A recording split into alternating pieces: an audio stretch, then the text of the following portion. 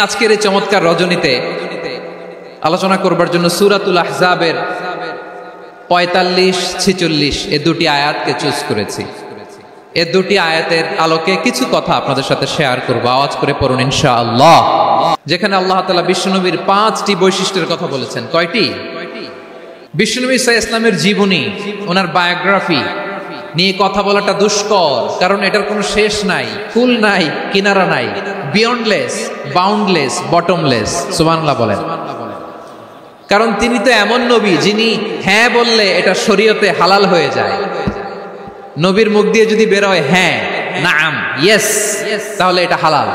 ঠিক কিনা বলেন?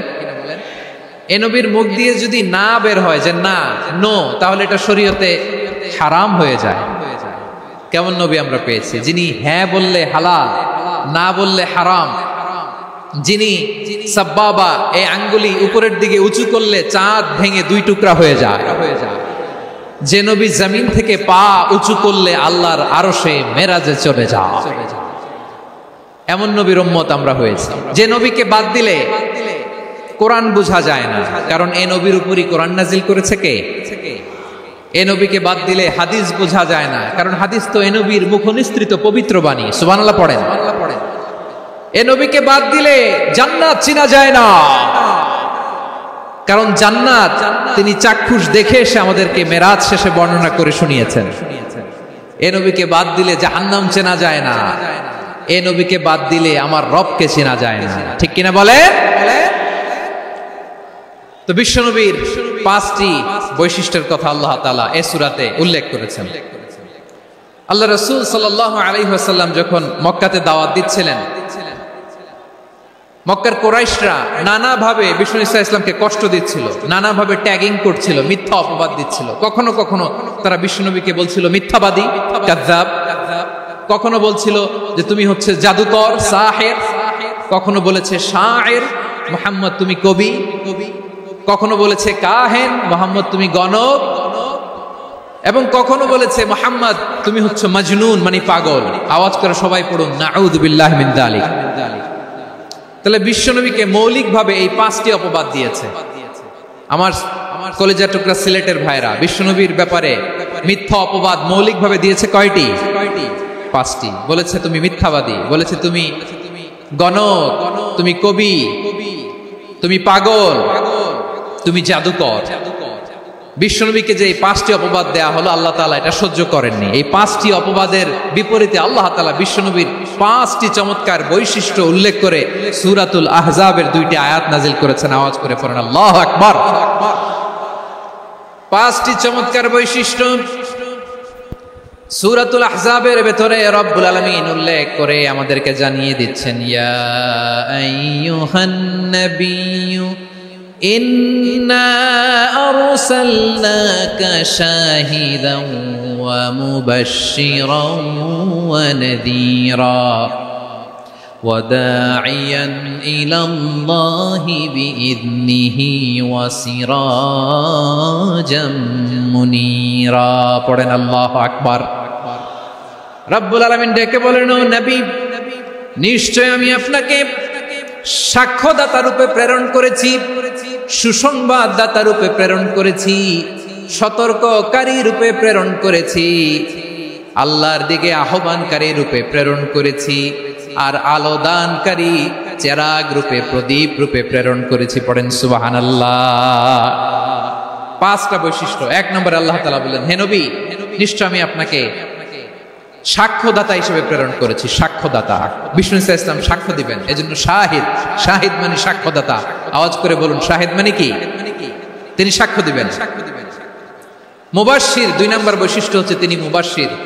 মুবাশশিরুম বিরাহমাতিল্লাহি ওয়া বিল জান্নাহ। তিনি আল্লাহর রহমতের সুসংবাদ দেন, তিনি আল্লাহর জান্নাতের সুসংবাদ দেন। সুবহানাল্লাহ পড়েন। ৩ নম্বর বৈশিষ্ট্য হচ্ছে নাযীর, তিনি সতর্ককারী, ওয়ার্নার।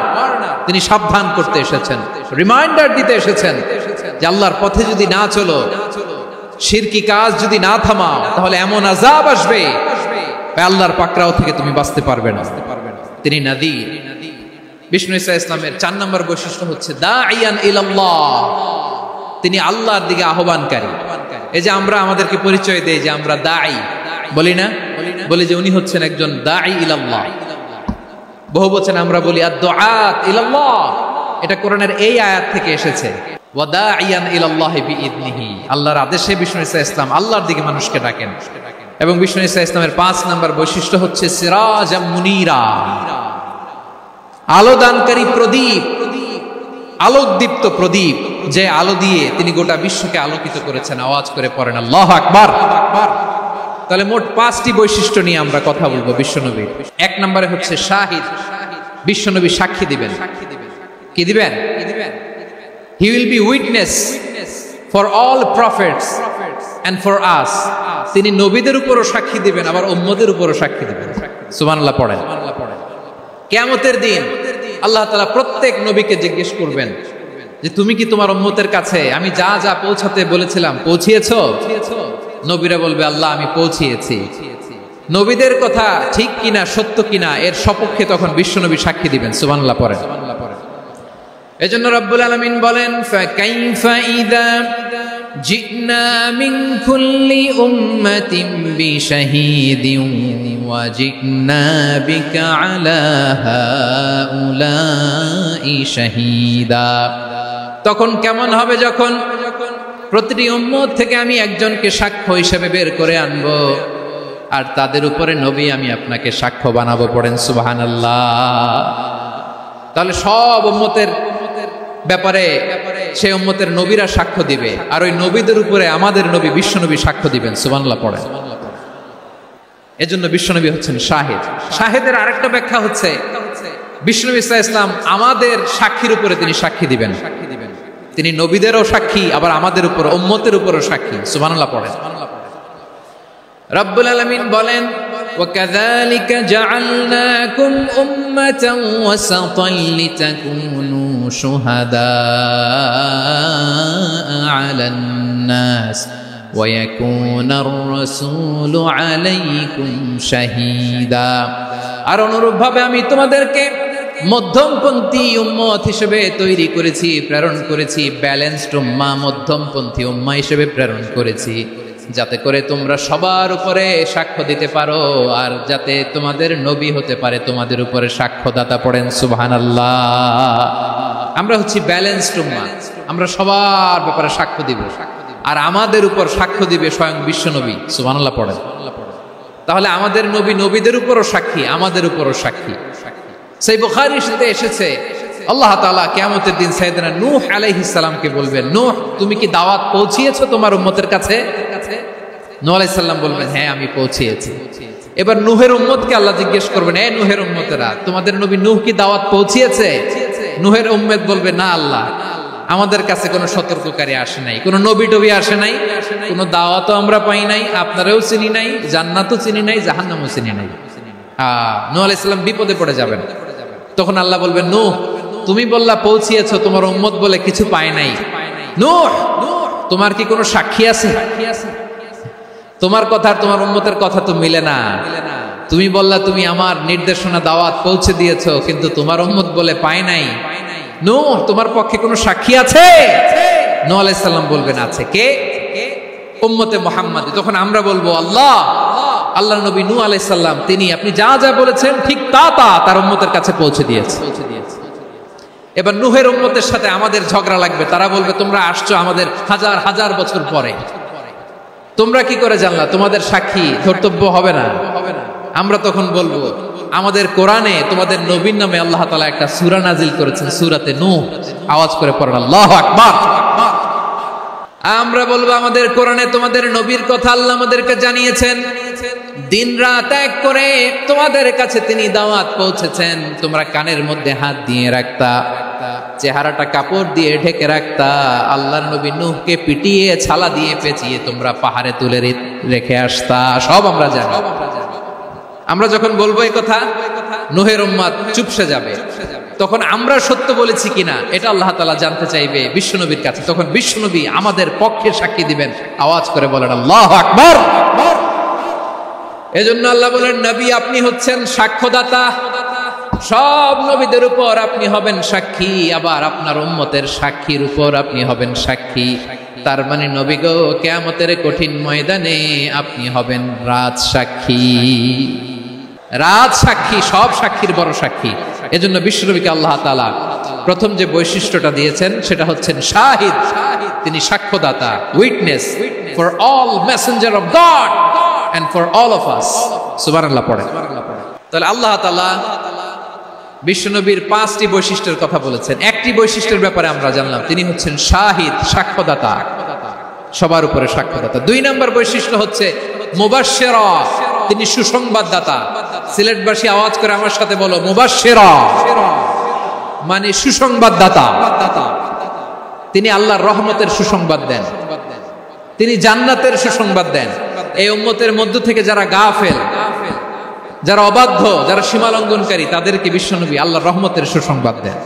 তিনি বুঝান আল্লাহর দরবার 24/7, 24 ঘন্টা খোলা। আপনি যত বড় পাপী হন, আপনি যতই অন্যায় করেন না কেন, আল্লাহর রহমতের দরিয়া, আল্লাহর রহমতের দরজা আপনার জন্য খোলা আছে না নেই? জায়নামাজটা বিছিয়ে দেন, চোখের পানি ছেড়ে দেন, 2 রাকাত নামাজ পড়ে সেজদায় লুটিয়ে পড়ে কাঁদেন। যত গুনাহ আপনার হোক না কেন, আপনার গুনাহ মাফ করে কবুল করে নিবে কে? যারা প্র্যাকটিসিং, যারা ঈমানদার, তাদেরকে বিশ্বনবী জান্নাতের সুসংবাদ দেন। আওয়াজ করে পড়েন সুবহানাল্লাহ। এজন্য রব্বুল আলামিন বিশ্বনবীর পরিচয় অন্য আয়াতে এভাবে তুলে ধরেন, ওয়ামা আরসালনাকা ইল্লা কাফাতান লিন-নাসি বাশীরাও ওয়া নাযীরা। নবী হে, আমি গোটা জগৎবাসীর জন্য আপনাকে সুসংবাদদাতা এবং সতর্ককারী করে জমিনে প্রেরণ করেছি। মুবাশশিরাম বিল জান্নাহ, তিনি জান্নাতের সুসংবাদ দেন, তিনি আশা জাগান। নবীর কথা শুনলে মানুষ বুকে আশা ফিরে পায়। আমার নবী কাউকে হতাশ করেন না, হতাশা বিশ্বনবীর ডিকশনারিতে নাই। তিনি মানুষকে আশাবাদী করে তোলেন। বিশ্বনবীর কথা শুনলে মানুষের হৃদয় নরম হয়, তারা আশা ফিরে পায়। বিশ্বনবীর মুখ নিঃসৃত পবিত্র প্রতিটি কথাই আশা জাগানিয়া। সুবহানাল্লাহ পড়েন। আপনি প্রিয় নবীর মুখ নিঃসৃত বাণীগুলো পড়েন, কথামালাগুলো শোনেন, দেখবেন আশা পাবেন, বুকে আশা পাবেন, ভালোবাসা পাবেন। কারণ তিনি এমন সত্তা, এমন পার্সোনালিটি, তার কথা শুনলে হৃদয় নরম হয়ে যায়। মনে হয় হৃদয় খুলে তারে দিয়ে দেই, সব কথা যেন তারে বলা যায়। আওয়াজ করে বলেন ঠিক কিনা? সে কোন বন্ধু বলো বেশি বিশ্বস্ত, সে কোন বন্ধু বলো বেশি বিশ্বস্ত, কার কাছে মন খুলে দেয়া যায়, কার কাছে সব কথা বলা যায়, হওয়া যায় বেশি আশ্বস্ত। তার নাম আহমদ, বড় বিশ্বস্ত। সে কোন বন্ধু বলো বেশি বিশ্বস্ত, কার কাছে মন খুলে দেয়া যায়, কার কাছে সব কথা বলা যায়, হওয়া যায় বেশি আশ্বস্ত।